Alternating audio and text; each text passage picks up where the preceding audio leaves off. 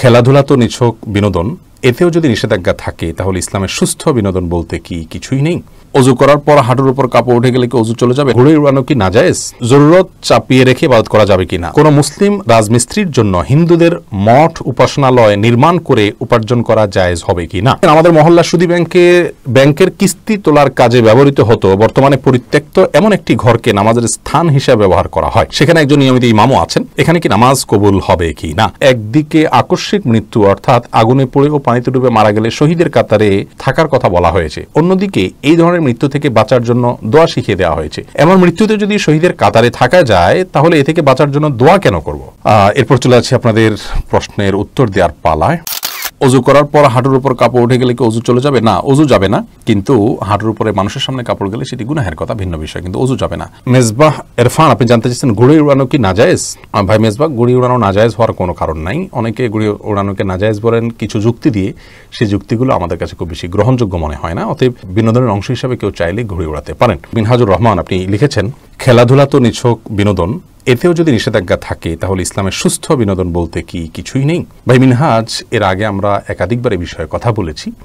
ইসলাম খেলাধুলাকে এক কথায় বা সাধারণভাবে হারাম বা নিষিদ্ধ বলে না। ইসলামে খেলাধুলার অবকাশ অবশ্যই আছে। নবী করিম সাল্লাল্লাহু আলাইহি সাল্লামের মদিনার মসজিদে নববীর আঙ্গিনাতে ইথিওপিয়ান সাহাবীরা তারা খেলাধুলা করেছেন এবং রাসূল আকরাম সাল্লাল্লাহু আলাইহি সাল্লাম তার সহধর্মিণী আয়েশা রাদিয়াল্লাহু তাআলা সহ সেটি অবলোকন করেছেন, উপভোগ করেছেন। এটি হাদিস দ্বারা সুপ্রমাণিত বিষয়।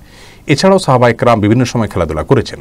শারীরিক কসরত হয়, এ ধরনের খেলাধুলাকে ইসলাম অনুমোদন করে যদি সেই খেলাধুলাতে যারা খেলাধুলা করছেন সেখানে এক পক্ষ অন্য পক্ষকে কোনো আর্থিক লেনদেন খেলার ভিত্তিতে জয় পরাজয়ের ভিত্তিতে যদি কোনো আর্থিক লেনদেন না থাকে এবং সেই সাথে এই খেলার সাথে যদি সরাসরি কোনো হারামের সম্পৃক্ততা না থাকে, যেমন সতর উন্মুক্ত করে খেলা, এটা জায়েজ নাই। কারণ আপনি সতর উন্মুক্ত করলে আপনার সতর একজন দেখে ফেলবে, আপনার জন্য সতর ঢাকাটা ফরজ, আর যিনি দেখছেন তার জন্য কারোর সতরের দিকে ইচ্ছাকৃত তাকিয়ে থাকা গুনাহের কথা।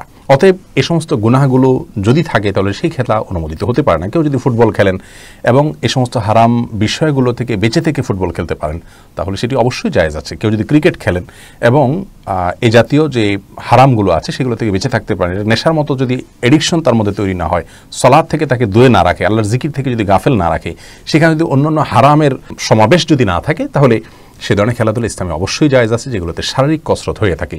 যেই খেলাধুলা আজকাল তথাকথিত গেমসের নামে আমরা মোবাইলে কম্পিউটারে খেলে থাকি অথবা লুডো ইত্যাদিতে খেলে থাকি, এগুলোতে শারীরিক কোনো কসরত নেই। এগুলোতে মানুষের মধ্যে আরও স্থূলতা তৈরি হয়, শরীর আরও অসুস্থ হয়, মন মানসিকতা আরও বিষণ্ণ হয়, বরং শারীরিক যে পরিশ্রমের বা কসরতের খেলা আছে সেগুলোর মাধ্যমে মানুষের শরীরে এক ধরনের স্ফূর্তি কাজ করে।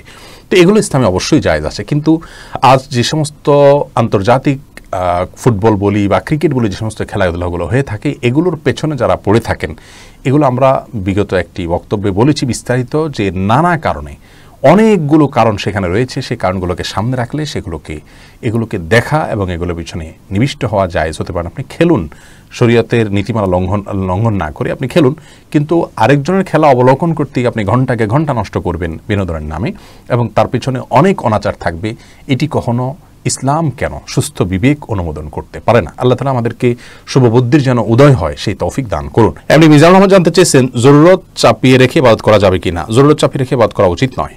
খাবারের চাহিদা যদি থাকে, ক্ষুধা থাকে, তারপরেও সে ক্ষুধাটা নিবারণ করে তারপরে সালাত আদায় করার নির্দেশ ইসলাম দিয়েছে। এই জন্য বিশেষ করে পেশাব পায়খানার প্রেশার থাকলে এই অবস্থায় সালাত আদায় করা উচিত নয়, কারণ এই অবস্থায় সালাত আদায় করলে সালাতে মনোযোগ থাকে না। ইবনে জাফর আপনি জানতে চেয়েছেন কোন মুসলিম রাজমিস্ত্রির জন্য হিন্দুদের মঠ উপাসনালয় নির্মাণ করে উপার্জন করা জায়েজ হবে কি না? না ভাই ইবনে জাফর, কোনো অবস্থাতে এটি জায়েজ হবে না, কারণ আপনি কোনো অন্যায় কাজে সহযোগী হতে পারেন না। আল্লাহ রাব্বুল আলামিন কোরআনে কারীমে স্পষ্টভাবে জানিয়েছেন, তাআওয়ানু আলাল বিররি ওয়াত তাকওয়া ওয়া লা তাআওয়ানু আলাল ইসমি ওয়াল উদওয়ান, তোমরা তাকওয়া এবং কল্যাণের কাজে একে অন্যের সহযোগিতা করো, কিন্তু অপরাধ, পাপ এবং সীমা লঙ্ঘনের কাজে একে অন্যের সহযোগিতা করো না। বিধায় কাউকে কোনো অন্যায় কাজে প্রত্যক্ষভাবে বা পরোক্ষভাবে সহযোগিতা করা উচিত নয়। যদি কেউ পুজো করে আল্লাহর সঙ্গে শিরকে লিপ্ত হয় আর আপনি তার শিরকের উপাদান প্রস্তুত করে দেওয়ার জন্য বা শিরকের আয়োজনকে সহজ করার জন্য কোনোভাবে আপনি এফোর্ট সেখানে দিয়েছেন, তাহলে সন্দেহভাবে আপনি গুনাহগার হচ্ছেন। ওসান চৌধুরী আপনি জানতে চেয়েছেন আমাদের মহল্লা সুদী ব্যাংকের কিস্তি তোলার কাজে ব্যবহৃত হতো বর্তমানে পরিত্যক্ত এমন একটি ঘরকে নামাজের স্থান হিসেবে ব্যবহার করা হয়। সেখানে একজন নিয়মিত ইমামও আছেন। এখানে কি নামাজ কবুল হবে কি না দেখতে হবে যে সেই জায়গাটার মালিককে। এটা যদি বৈধ কোনো মালিকের থাকে এবং তিনি হয়তো সুদী প্রতিষ্ঠানের জন্য দিয়েছিলেন, এখন নামাজ জন্য দিয়েছেন, এরকম যদি হয় তাহলে সেখানে নামাজ পড়তে কোনো অসুবিধা নেই, বরং সেটি আরও ভালো কাজ। কারণ একটা জায়গা খারাপ কাজে ব্যবহার করা হতো, সেই জায়গাটাকে এখন ভালো কাজে ব্যবহার করা হলো, এটি সওয়াবের কথা, কোনো অসুবিধা নেই। এরকম মনে করার কোনো কারণ নেই যে একই জায়গায় খারাপ কাজ হয়েছে, এখানে আবার ভালো কাজ করলে আল্লাহ তাআলা কবুল করবেন কিনা, বিষয়টি সেরকম নয়। একটা চাকু দিয়ে কেউ সন্ত্রাস করত, রাহাজানি করত, ডাকাতি করত, সেটা দিয়ে এখন তিনি কোরবানি পশু জবাই করেছেন। সন্দেহাতীতভাবে তিনি খারাপটাকে ভালো দিয়ে রূপান্তর করেছেন, যেটি প্রশংসনীয় কাজ। অতএব একই জায়গাতে সুদী প্রতিষ্ঠান ছিল, সেখানে নামাজের জায়গা হলে কোনো অসুবিধা নেই। আয়ার খান রাজিন আপনি জানতে চেয়েছেন, একদিকে আকস্মিক মৃত্যু অর্থাৎ আগুনে পড়ে ও পানিতে ডুবে মারা গেলে শহীদের কাতারে থাকার কথা বলা হয়েছে, অন্যদিকে এই ধরনের মৃত্যু থেকে বাঁচার জন্য দোয়া শিখিয়ে দেওয়া হয়েছে। এমন মৃত্যুতে যদি শহীদের কাতারে থাকা যায় তাহলে এ থেকে বাঁচার জন্য দোয়া কেন করব? অত্যন্ত চমৎকার এবং অসাধারণ একটি প্রশ্ন, মাশাআল্লাহ। ভাই রাজিন, প্রথমত অনেক বিপদ থেকে মানুষের অনেক অর্জন হয়, কিন্তু অর্জনের জন্য কেউ বিপদে পড়তে চাইবে না। অর্জন বিপদ থেকে হতে পারে এবং নিশ্চিত হতে পারে, এরকমও পথ থাকতে পারে, কিন্তু তাই বলে কেউ নিজে থেকে বিপদ ডেকে আনবে না। নবী করিম সাল্লাল্লাহু আলাইহি ওয়াসাল্লাম আল্লাহর কাছে একটি দোয়া করতেন। তার দোয়ার খোলাসা ছিল এই যে, আল্লাহ আপনি আমাকে সুস্থ রাখুন কিংবা অসুস্থ রাখুন, সর্বাবস্থায় আমি আপনার কৃতজ্ঞতা আদায় করি। কারণ অসুস্থ যখন থাকবে, এ কারণ নবী সাল্লাল্লাহু আলাইহি ওয়াসাল্লাম বলেননি, আমি বলছি যে অসুস্থ যখন থাকবে ইমানদার, তো তার বিনিময়ে তিনি সওয়াব পাবেন, অতএব এটা তার হারানোর কিছু নেই। কিন্তু নবী সাল্লাল্লাহু আলাইহি ওয়াসাল্লাম দোয়ার পরবর্তী অংশে বলেছেন, তবে আল্লাহ আপনার সুস্থতার নিয়ামতটা আমার কাছে অধিক সুবিধাজনক, কারণ আমি সুস্থ থেকে সওয়াব অর্জন করতে চাই। অসুস্থ হয়ে সওয়াব পাবো, কিন্তু সুস্থ হয়ে পেলে সেটি ভালো। আপনি অগ্নিকাণ্ডে মৃত্যুবরণ করলে, পানিতে ডুবে মৃত্যুবরণ করলে শাহাদাতের মর্যাদা পাবেন। আল্লাহ রাব্বুল আলামিন আপনাকে হাকিকি শাহাদাত যেটা, সেটাও তো দিতে পারেন।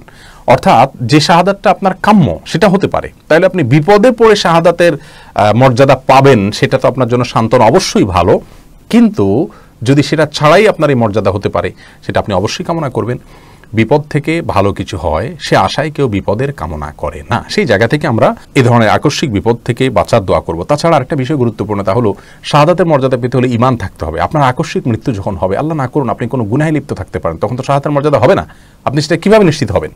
এই জন্য আকস্মিক মৃত্যু থেকে পানা চেয়েছেন নবী করিম সাল্লাল্লাহু আলাইহি ওয়াসাল্লাম। তবে হ্যাঁ, আকস্মিক মৃত্যুকে আবার খারাপ মনে করার কোনো কারণ নাই। আমাদের সমাজে অনেকে মনে করেন যে আকস্মিক মৃত্যু মানে খারাপ মৃত্যু। নবী সাল্লাল্লাহু আলাইহি ওয়াসাল্লাম বলেছেন যে মৌতুল ফাজআ বা আকস্মিক মৃত্যু এটা ফাসেক যে তার জন্য বিপদের, কারণ সে দুনিয়া যেটুকু ভোগ করছিল এটুকুও শেষ, জাহান্নামে চলে গেল সে, যেহেতু ফাসেক খারাপ মানুষ ছিল। আর যে ইমানদার, এটা তার জন্য বিশাল বড় কল্যাণের, কারণ সে হঠাৎ করে জান্নাতের দিকে প্রবেশ করেছে তার ঈমান এবং নেক আমলের কারণে। বিধায় আকস্মিক মৃত্যু হলেই লোকটা খারাপ এরকম মনে করার কোনো কারণ নেই। তবে আমরা সতর্ক থাকবো বিপদ থেকে বাঁচার জন্য।